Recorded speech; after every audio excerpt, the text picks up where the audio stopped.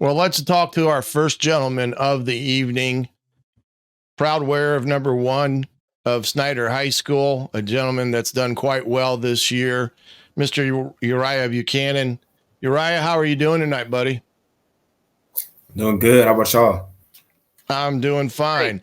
You know, the first thing that I wanted to ask about, and I would love for you to kind of I guess talk to our audience that watches this us on Wednesday nights. And the number one jersey at Snider High School has a special connotation to it, and it's just not something that you'd say, "Hey, give me jersey one," right?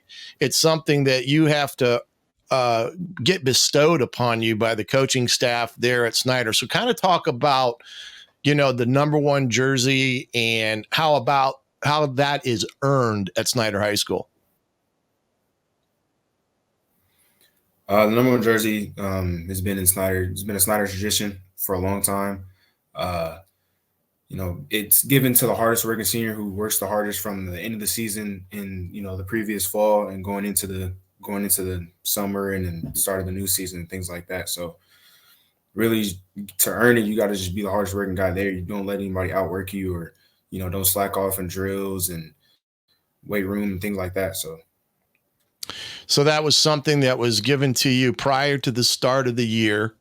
Probably you weren't aware that it was coming your way until Coach Tippmann made that announcement, I'm assuming, right? So, you yeah. earned the jersey number one. A lot of really good Snider Panthers have wore that throughout the years. So there comes a little bit of a burden carrying that number as well, doesn't it? Yes, sir. Yes, sir. So it's not all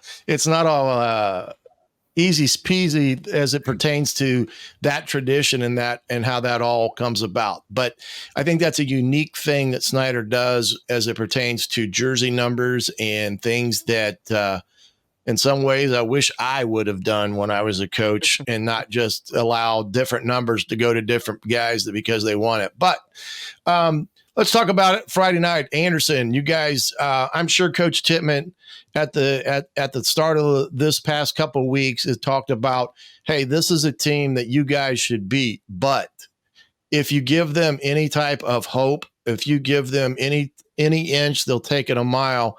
Talk about the frame of mind that Coach Tippmann really preached to you guys through over the last couple of weeks with the bye week and then leading up to this week on last Friday night. He kind of just told us we got to come out hot. We can't, especially us as an offense, we got to come out hot. We can't come out, stagnant and not moving with a sense of urgency. We got to be able to execute our plays and get first downs and things like that. And so he kind of just all week and all bye week and all this week, he told us to just, do what we got to do to, win and not give them the time of day. Sure. Uriah Buchanan, Snider running back, joining us. Uriah, another great season for Snider. This has kind of become your backfield from the running standpoint. I know, Langston Lavelle graduated. You kind of move up and take over that lead role. You're a first team all conference selection for the SAC. Just talk about your growth and development, the time you've put in at Snider High School to get you to this point where now you're a 1,500-yard rusher as a senior, and leading the Snider Panthers as the number one jersey, leading them into the state playoffs, and really finding success all year round for as an entire team. It's a lot of hours and hours spent watching film or being in my backyard, doing drills and just doing the best I can to get better so I can put my team in positions where we can, win games and, move on and advance in playoffs and things like that. So it took a lot of dedication and something that I'm grateful for, to be able to be put in this position, seeing how Langston, carried it last year and be able to be, a part of that as well. It kind of just helped me a lot. Your game, what stands out to you as far as a running back and your development at that position that makes you such a great player and makes you an all conference selection as a senior? I would say, getting in between the tackles, being able to move through between the tackles and break tackles and things like that. kind of just that's something that I really focused on, be able to get past that front line and also, be able to be elusive, getting past, linebackers and secondary and things like that. Yeah, and you talked about it, the offensive line play. Those guys, give you the gaps. Just talk about that group. How close you are with those guys, and really how special of a relationship that has become for you and the guys up front blocking for you. It's a very special relationship. I love those guys. Being here since my freshman year with those guys, Carter Wilson, Sam Haxton, he didn't really play much last year, but he comes in and he's here now. Powell, first year started last year. And then, Dotson, just us coming together, there's times where in the summer we're all hanging out, stuff like that. And even now we continue to hang out. It starts with them really, our success starts with them. So, we say O-line heart and soul for a reason because they're really the heart and soul of our offense. Being close with them has helped. At the end of this season last year, I was like, you know what? My O-line, these guys, I know they're gonna risk it all and block for me. So I'm like, we can do things. We can break the record together. Like it's not just me, it's them as well. There's other guys blocking for me up front. So, it's a very special bond with them. I love those guys to death. And I wouldn't, exchange it for anything in the world. Uriah, let's talk a little bit about what's ahead of you guys here coming this Friday. It's a little unique. There was only 3 teams in your particular sectional. One team drew not only the bye the first week that sectionals open, but also this past week, and that was the Northside Legends.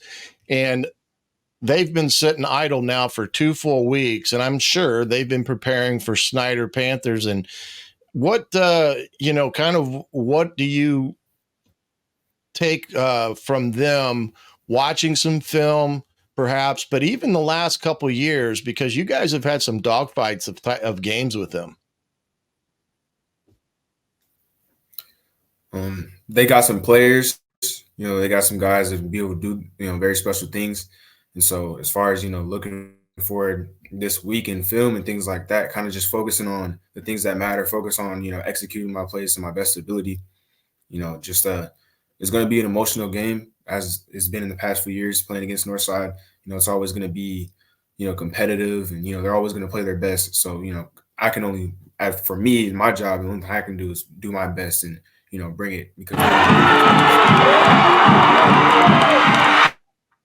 Yeah, looking at some highlights from last year's game. What do you, you guys are the SAC champions again. The schedule this year, how did that prepare you guys for, this postseason part? Because we've talked to Coach Tippmann, who has said, it's very important to win SAC, no doubt, but part of it is having that success late in the year. You guys get to semi-state a year ago. You get off to that hot start, beating Warren Central, beating an East Noble team. Carroll along the way. You get tripped up against Homestead, but still a conference championship co-share. Just that schedule, the new schedule. You played 3 years of the old traditional SAC. This year, stepping outside and playing 2 non-conference games. How important was that for the Snider team as they go through the tournament? It kind of just in the beginning, it helped to see where we're at and where we could be as far as potential wise. The Warren Central game was really. I came into that game with no expectations.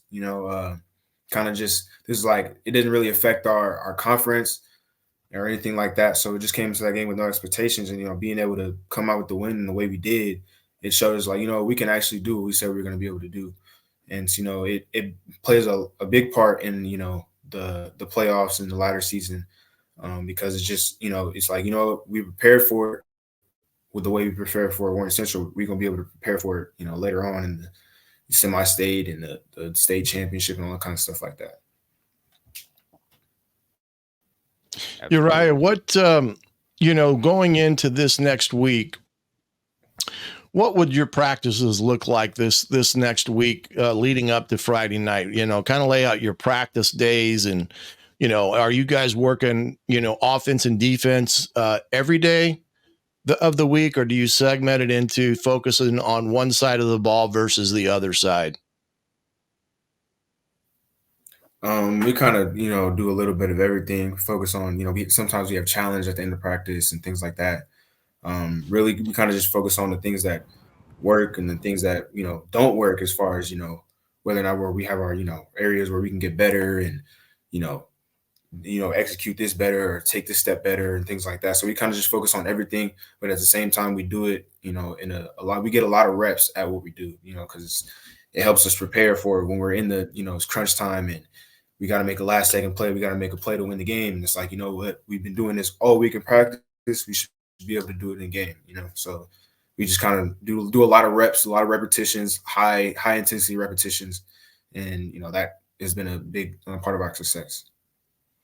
And special teams is figured pretty heavily into your, you guys' play. I know it's Friday, the big punt return for a touchdown that kind of got things started. The last thing I kind of want to talk about, and then Duke, you can kind of finish up if you have a couple questions. And we're showing some video here of Coach Tippmann and Coach Ike on the video. Talk about Coach Ike as it pertains to him being around the program. Here's a guy that's won a tremendous amount of games, state championships, but he's still a part of the program, and he's still that charismatic figure along the sidelines. Just talk a little bit about Coach Ike, because he's the one that coaches your guys' offensive line now. Coach Ike, that's my guy. He's kind of like he's like a master Yoda in a sense. He's kind of like a master Yoda. He has a lot of wisdom about the game of football, about what it takes to win. You can learn a lot from him in being with, given his track record and his experience in being with high school football and Snider High School particularly. It helps out a lot that he's our O-line coach. So. Yeah. Well, we want to get him on upon further review. I don't know if we can pay him as amounts that his agent's requiring. So maybe you'll put a good word in for us on this week coming up. I got you. Yeah, absolutely. Well, Uriah, we appreciate you coming on tonight, joining us here on Upon Further Review to talk about the Snider Panthers and their season, and looking ahead to the sectional final against Northside on Friday. And congrats on the great year, getting the number 1 jersey at Snider. I know that's a big thing. And also best of luck the rest of the way. We certainly will be watching Friday night, and we will be following whatever happens the rest of the way for this Snider team that is number 2 in Class 5A, trying to get back to the state finals again down in Indianapolis. Thanks so much, Uriah. Best of luck, and thanks for joining us tonight. Yes, sir. Thank you for having me.